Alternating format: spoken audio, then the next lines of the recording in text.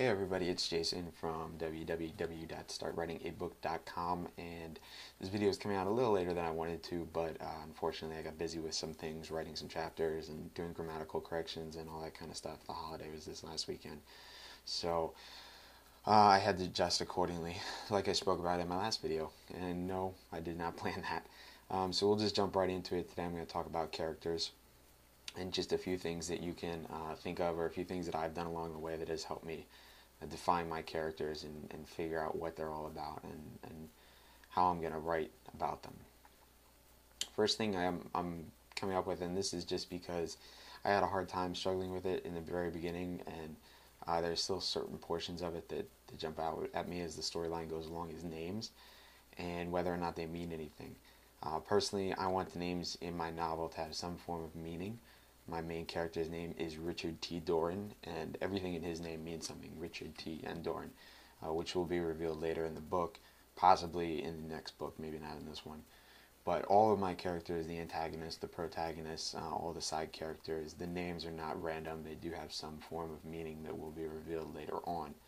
So that's something to think of. Do you want your names to mean something, or do you just want them to sound cool, or do you just pick them off the top of your head, or whatever it may be, something to think of. Character connections. It's something else you want to take a look at. This is, like I had previously explained with creating a timeline for your book, is nicely done in a visual representation, just so you can figure out what's going on.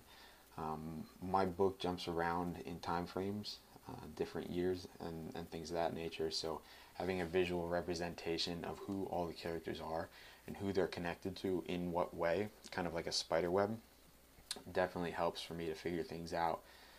If you go over to my blog, there's a section called Tools, and that actually has a link to a website called MyMeister, and what that does is allows you to make a visual representation of your ideas and add notes and things of that nature, so you might want to check that out.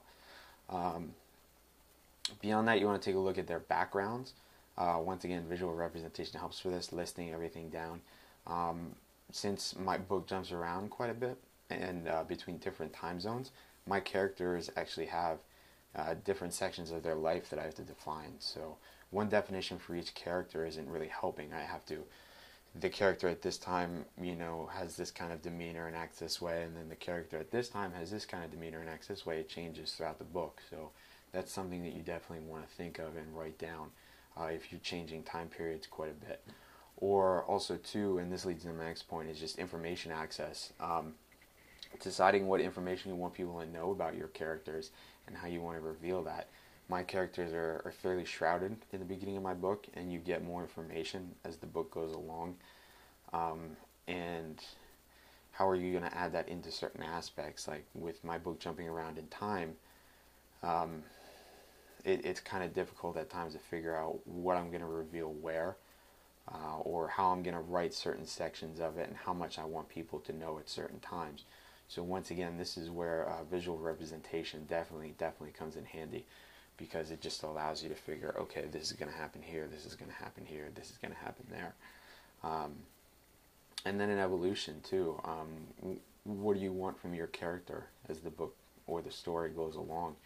Do you want your character to learn something? Do you want them to stay the same?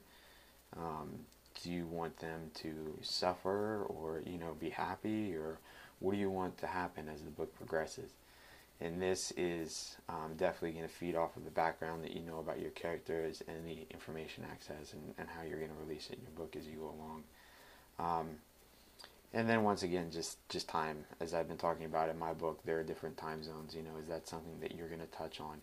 And that'll go back to your background, your information access, your character connections. All that stuff is going to be interconnected like a spider web. So this is just a few things to think about with your character development, some stuff that I've thought about. But once again, like visual representation, writing things down that may not necessarily go into the book is definitely going to help you when you're writing about these characters. It's going to make them seem more accessible, and it's going to make them seem more real. One way that I view it when I'm writing descriptions or when I'm thinking about my characters is I actually pretend that they're people in my life that I know. Not that they're my brother or sister or anything like that, but if Richard T. Doran was my friend, he was my best friend, and we talked about everything together. Like, this is the information that I would know him as. This is how I would describe him to people. And once again, those specifics may not go into the book, but the fact that you have those specifics and the fact that you know what he's perceived as is definitely going to come out in your writing and will definitely help people understand him more. So that's it for the video today, just a little touch on character development.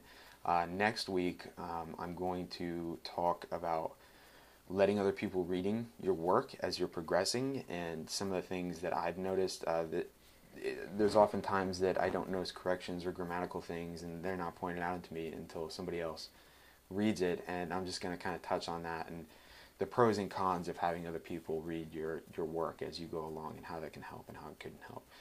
Once again, you can follow me at my Twitter and my Facebook link, which are just below in the comments.